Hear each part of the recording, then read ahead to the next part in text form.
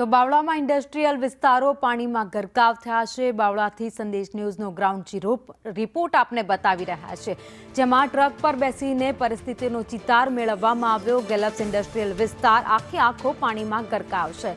ગેલપ્સમાં જ્યાં જુઓ ત્યાં પાણી જ પાણી દેખાઈ રહ્યું છે।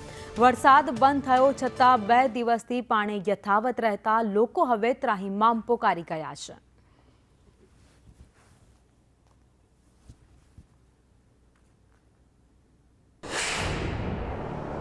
અમદાવાદ નજીક આવેલા વરસાદે તો વિરામ લીધો ભારે વરસાદે, પરંતુ વરસાદી પાણીનો નિકાલ થયો નથી અને સીધા જ દ્રશ્ય અહીંયા જોવા મળી રહ્યા છે।